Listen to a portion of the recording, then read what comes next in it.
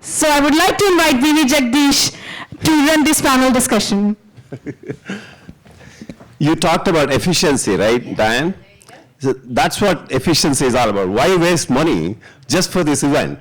So I thought, I saw these guys, they were going to go to mall, spend like a couple of hours. You know, I don't know what else they would have done in the mall, but I figured out all that they wanted was just a jacket. I said, okay, I'll bring those jackets, and I asked some of those people also to bring. Anyway, I hope you enjoyed all the presentations from various founders. Did you like it? And you talked about disruption, efficiency, scaling, talent, and all of that. I think most of those companies, they have those kind of characteristics, right? And these guys have really worked very hard. And I just want to let you know that before we all exit, in fact, the doors are going to be locked. Before we all exit, there is going to be 3 quiz that's going to be sent to each one of you. And it's going to come on your phone. And these questions are random, by the way. These questions are going to be random, and we want to ask you about your thoughts on these companies. So you cannot just look at others, and it's all going to be random, and you need to be prepared, because, by the way, you just cannot remember only the last 3 presentations that were made. So you need to know all the 15 companies, and you need to assess all of them. Are you ready? Yeah? Yeah? Just kidding. Yeah, so anyway, thank you so much I for didn't have listening. the phone numbers, but I started writing emails. Yeah, perhaps maybe we should take this idea. Absolutely. And then do it sometime next, some other time. And the other thing I was thinking, if you listen to all these entrepreneurs, the complex problem, the large scale issues and all of that they're solving, in spite of that, we still have these audio-visual issues. Do you agree? Right? I don't know why these entrepreneurs are not solving this issue. Maybe they think it's not a big enough problem. Maybe somebody, Chandra, you may need to actually talk about the size of this market. And maybe some entrepreneur will address this audio-visual issue so that we don't have to face those issues, especially in a place like this. Anyway, having said that, it's my distinct pleasure and honor to invite Dheeraj Pandey. Please come on up. Dheeraj. You don't have a jacket. Sit down. So we sit down, we just stand and talk, I think. Dheeraj, along with 2 other founders, built an incredible company, and I got to know him back in 2011 or so. And just like any other entrepreneur, he was raising his first round, seed round, and then he went on to raise Series A, Series B, Series C, Series D, and along the way, he was scaling the business as well. And I think yours is perhaps one of the fastest growing companies to reach $1 billion in revenue by... Maybe we'll talk about some of that, but yeah, I think if I remember right, you're perhaps one of the fastest to reach the $1 billion in revenues, and he had a very, very successful IPO. And at the peak, you had a market cap of close to $28 billion. No, 10 billion. 10 billion, okay. Startup is in his blood.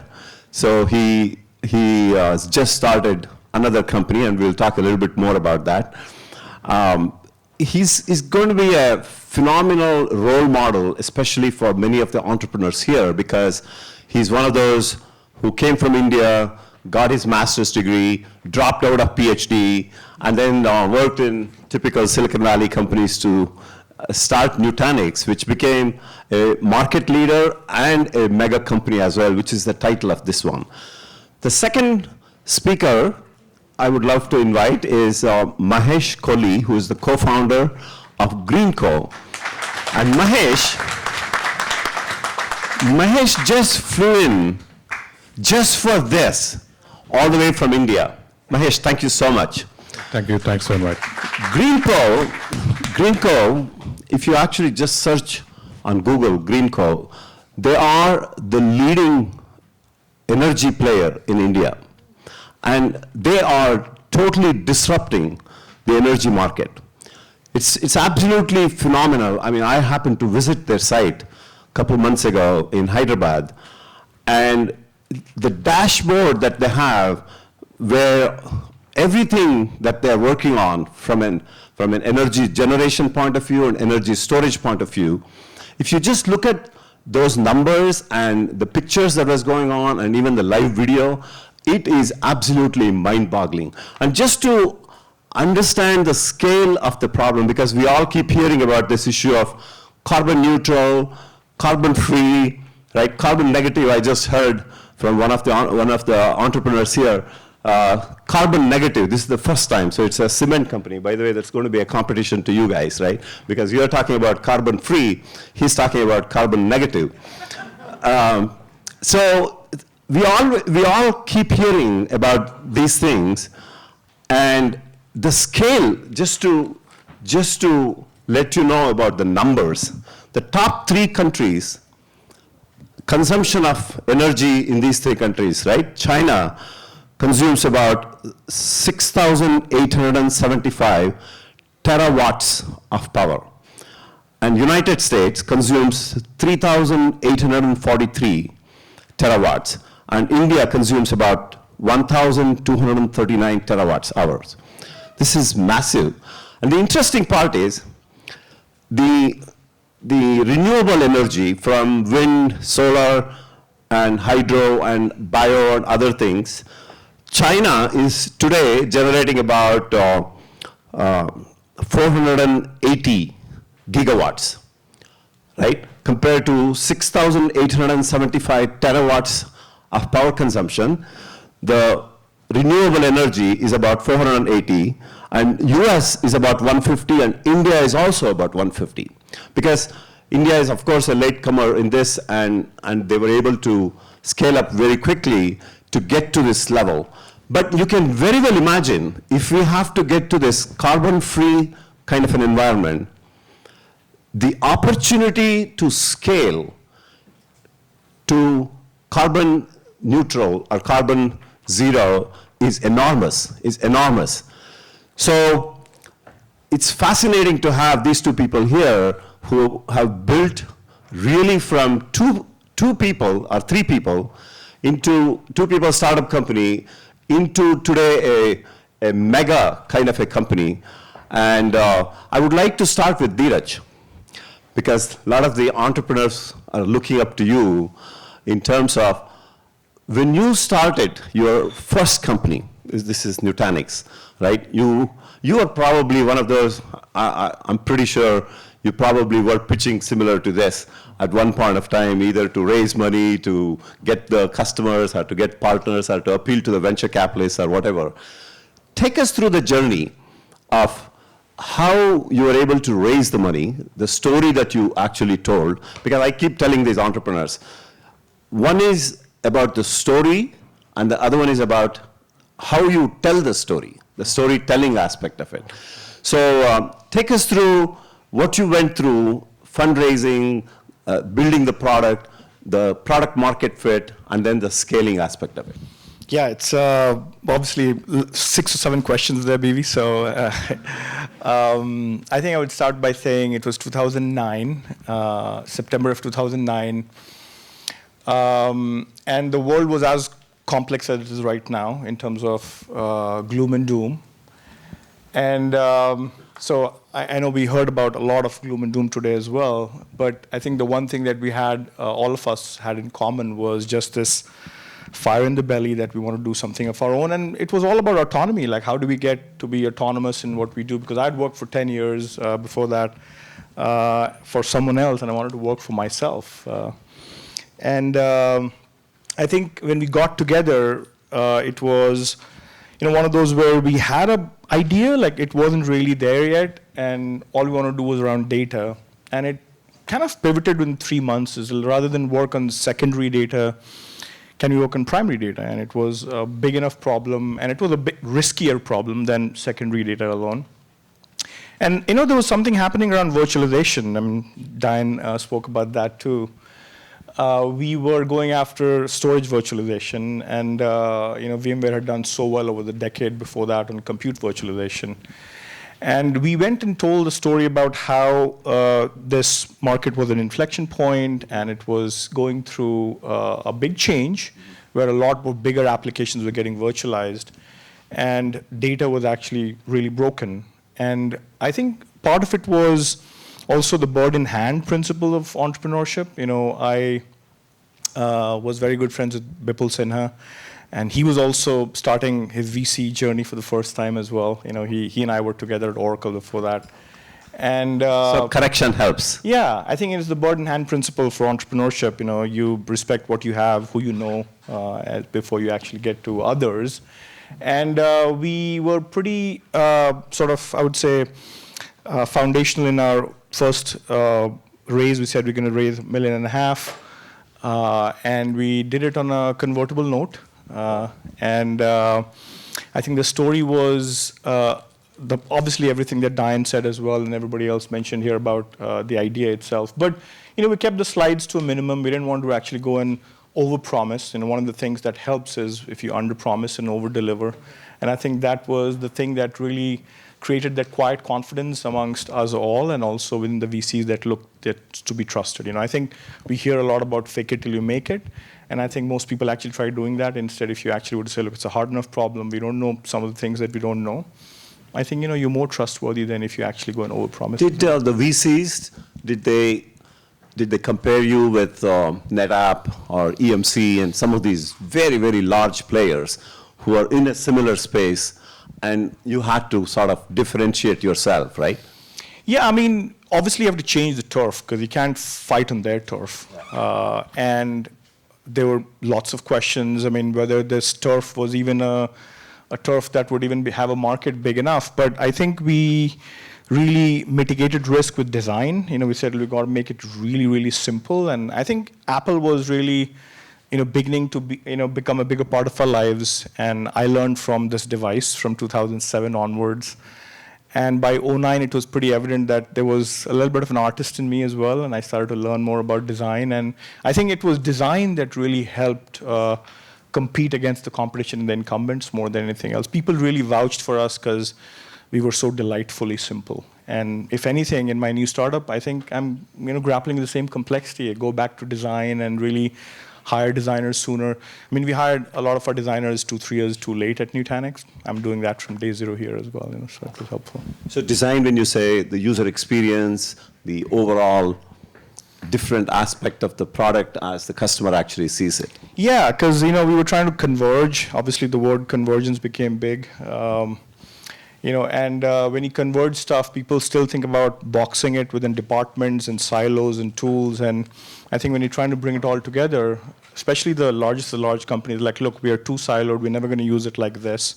And it took us a while. But by the time I left in 2020, we had done about $6 to $7 billion in software sales, and 400 of our accounts had given us $3 billion of that. So at some point, and this was from a time when early on, people said large companies would never buy into this to the point where it did. I think we'd come a long way. So for those of you who actually hear no as an answer, take that as a way to say, look, there'll be a day when the large enterprise will buy from you as well. Amazing. Amazing story. So let me ask Mahesh. Two of you started this GreenCo some 15 and odd years ago, and you've raised billions of dollars. And did you have the same vision of what you're doing today, or perhaps maybe what you're going to do in the future? So was the vision pretty clear at the time when you actually started this company, or you sort of evolved in the vision and the overall problem that you are solving today? Sure. I think I can clearly say that when we started in mid-2000s, I think the belief was very clear, the belief of how do we look at enabling energy transition, how do we make the so-called green electrons in a most economical way, and how do we help the market in India transition, how do you achieve quality of life which is connected to energy and growth in a more sustainable model, right? So I think the belief on the core thesis was the same the last 15 years. It's just that we've taken that across different value chains and different segments. So to the point where today we're taking our core understanding of energy economics in electrons and making it into molecules and making it into polymers and making it into chemistry. And the last conversation I was having with interesting industry leader last week is how do I make paracetamol with a carbon which is not coming from a petrochemical industry? How do you make a paracetamol from a carbon source? I don't know if you know that when you take paracetamol, you have benzene, and benzene comes from maybe an ExxonMobil refinery here, right? Yeah.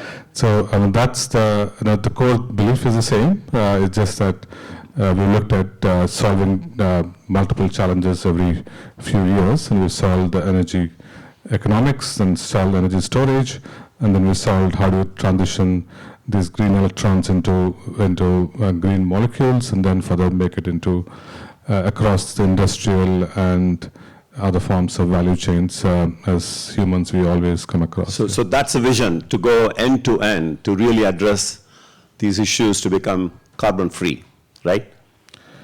Yeah, I think the vision was, again, to disrupt the carbon sources, right? It's the hunt for that carbon sources, and how do we disrupt those carbon sources? Got it. And so as we achieve maturities across, achieving low-cost value of the electrons, low-cost value of hydrogen, other molecules. So it's all about taking that maturity and taking it to the next phase of the value. Wonderful.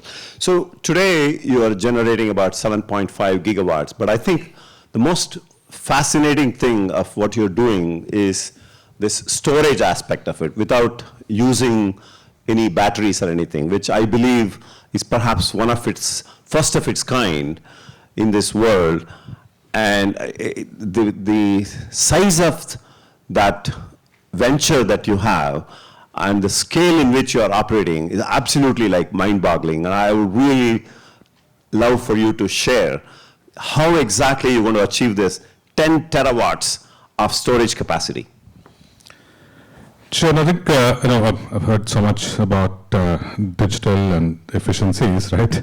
And there's so much. There's a new term called Fourth Industrial Revolution, which is all about IoTs, AI, and ML, and data, right? But the new world we're transitioning into, it's about whatever it is. It's a commodity or a digital. It has to be coupled with low carbon footprint, right? It doesn't make sense to have data centers and all this AI and all of this running efficiently, but at the same time, destroying the planet, right? Every data center, there's no way to run a data center today with green energy, right? There's no form of green energy today which is available around the clock, 24/7, right? So the whole transition, the whole decarbonization was critical to solve, but to solve that, it was critical to solve the energy storage problem.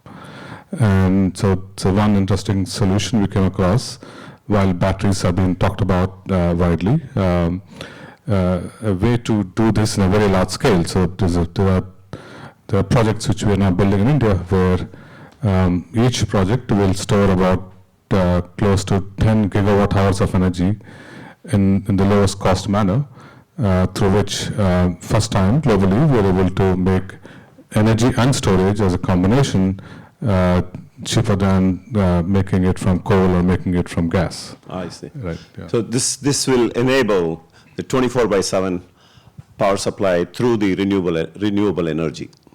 I guess that's the goal. Yeah, I mean, that you have. that's if you don't solve that, then there's no way to meet any of those Paris Climate Summit or net zero goals. Wonderful. There's no point in making a EV car which consumes 40% of its energy from coal, right? So Volvo came up with the data that every EV car today, since they moved to aluminum from steel to make it lighter, but aluminum consumes 40% more energy. And it takes 8 long years, to offset the carbon that it requires to make the car, assuming you run the car on your renewables, right? Yeah. So the solution is, how do you make aluminum green? How do you make all the interiors of the fancy interiors I saw in Tesla today? All of that is polymers. All of that is carbon intensive, right? So how do you make the entire industrial value chain decarbonize? Otherwise, what we are solving was only small parts of this problem. Yeah, it doesn't really achieve the ultimate goal. Yeah, thank you. Thank you for what you're doing. So I'll come back to you. Dheeraj, I know you have started DevRev, and obviously, being a very successful entrepreneur, fundraising was not that big of an issue for you. But what is the bigger goal that you want to really address the problem this time? Is that inspired by some of the challenges that you saw in your first company? Yeah, I mean, you talk about the speed of getting the first billion. I think the thing that we hadn't really innovated on was distribution. We were spending $1 billion to get $1.6 billion in software. And I think the focus on two-tier distribution, I was talking to one of the startups here about their go-to-market. And, I'm like, you're doing everything through SaaS now. So there are new distribution models that even, avoid going through levels of partners, that you could go direct, like Samsara is doing, like Tesla is doing. So people are learning about new distribution models as well, which goes back to profitability in many ways. How do you really become profitable? I mean, R&D is one, but the other one is really how do you distribute? So everybody's talking about PLG now, product-led growth. But the only way to really achieve that is if you move the focus away from the buyer and the Salesforce automation to product and user. I think that's the way to really focus on what it means to have a freemium model and what it means to even go do more things through the product so that you can really stretch the dollar further to inside sales and things that the product could do without really having a human go demo things and so on. So I think the core observation we made was you have to really focus on the product and the end user. And then you need a wedge. So the question is, what's the wedge? Because you can't sell an operating system. It's the platform. So the wedge for us is customer support, customer success, and how it needs to really focus on product and the end user. Because with subscription and churn, renewals and attrition, there's a lot of things that people are talking about now. And the experience at Nutanix that we had was that we focused a lot on customer support, and that's why the NPS was so high. And we had pretty high net dollar-based expansion, but it took a lot of energy. I mean, it probably shaved 3-4% of gross margin for us because we were spending so much on customer support as well. So, the learnings from last company, we had 2,200 developers. They love talking to customers. Customers love talking to developers. So this really is about bringing a new platform that focuses on the product and the end user, and yet with a wedge of customer support. So does this make sales to become more efficient, or it eliminates the sales? Well, I mean, there's a Maya principle. I mean, speaking of designers, Raymond Loewy talked about, this acronym of most advanced yet acceptable. And I think just like hybrid clouds, Indrapal talked about, things will be hybrid. And I think we're going to go through a journey of hybrid where the baton will pass from freemium to credit cards to inside sales to field reps. And probably the idea of a pair of an SE and a rep will just merge into one role, and you'll probably have more activities happening. So I think the efficiency of the sales force will change. Who you call, how you go after customers who've already paid you 25, 30, 50K, so that you can grow that into a $500,000 account. Those things will be based on data and analytics, which I think will be the way to really. So those of you sales guys here, watch out, your quota is going to go up. Okay. I just want to close this. What's your take on partnering with startup companies? No, I think it's a pretty exciting time. I don't know, I've heard a lot about the last few hours, but there's some interesting data for you, right? So I know a lot of what I heard about is a market which is already, you know the TAM, you know the market, right? But there is a new market that's getting created, and to achieve any of this, I know the language I speak to is more relevant in Europe than here, but the whole net zero global, sign-offs, what the President Biden has done and all of them in the OECD markets have done. The OECD markets need to spend $50 trillion by 2040, at least $10 trillion of new investments by 2030, right? This is not a market which has been shaped from what is there. It's a new market that's going to get created. So people like us, we are trying to obviously accelerate this transition. And to accelerate transition, we will need to collaborate. And so we believe the startups in their mission and their beliefs in their purpose, how they're setting out, right? If they can have this another dimension of how they're contributing to this net zero, targets or net zero opportunity, it is different. It's going to be different forms. So along with that valuable, intelligence they're bringing, if they can also bring in a bit more purpose to that in this decarbonization journey, right? So the solutions could be a bit more holistic, and so we are working with quite a few startups already in enabling that different solutions for the net zero market. We would love to continue to work with you on this thing. So, Dheeraj, 30 seconds. What's your advice to all these entrepreneurs? For one, it's all about emotional quotient here. Entrepreneurship, as Indrapal was saying, is about staying power. So read the book, Breathe, and also Why We Sleep, because you need to sleep, you need to breathe, you need to smile. And if you do that well, maybe you'll actually have staying power to really go build something. Very nice. Very nice. Thank you so much, both of you. Thank you.